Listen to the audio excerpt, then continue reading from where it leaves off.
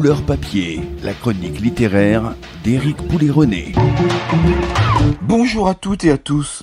Toute personne qui tombe a des ailes. Elisabeth Bramy a emprunté son titre à un poème d'Ingeborg Bachmann et en exergue de cet ouvrage, ces phrases de Marguerite Duras: « Ceci n'est pas un livre, pas une chanson, pas un poème. Ce sont mes chagrins qui ne peuvent s'arrêter. » L'ange qui est tombé comme Icare avait 17 ans. Un de ces jeunes êtres qui n'ont pas réussi à trouver la clé pour emprunter le couloir qu'est la vie. Lui, l'adolescent, parlait au mur, dans la langue de personne, avait-il écrit dans un poème. Elle, c'est la mère, qui à travers une longue lettre adressée à l'absent se culpabilise, s'interroge, tente d'accepter, s'accroche aux mots comme à une crinière pour continuer à avancer, à traverser l'orage des sentiments qui la frappent. Elle se confronte au souvenir de sa maternité comme avec une sensation de stigmate dans son ventre de l'enfant porté 17 ans plus tôt. Elle n'a pas su interpréter la souffrance de son ado à la dérive. Elle se repasse le film en boucle, fixe des arrêts sur image. La littérature, les mots, la musique étaient autant de véhicules pour ce fils qui y logeait son mal de vivre.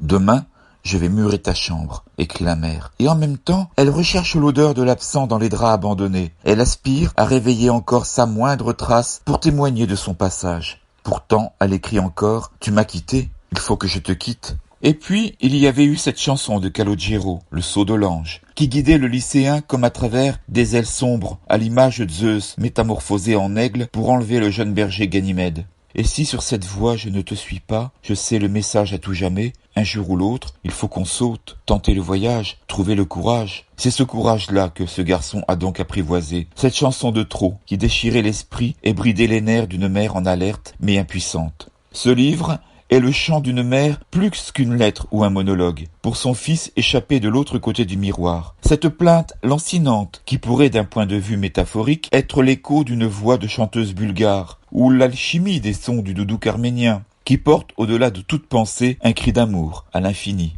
Elle le dédie à son enfant, son égaré, sa merveille, écrit-elle. Et aussi, combien t'as souffert, combien incompris, combien t'avons-nous entendu évoquer la cruelle traversée du désert qu'était la vie. Il te manquait, disais-tu, la carte et la boussole, et le mode d'emploi pour vivre parmi les hommes. Tu cherchais désespérément ta place, et personne, même pas moi, ta mère, n'a su quoi répondre. On te croyait désorienté, tu étais perdu.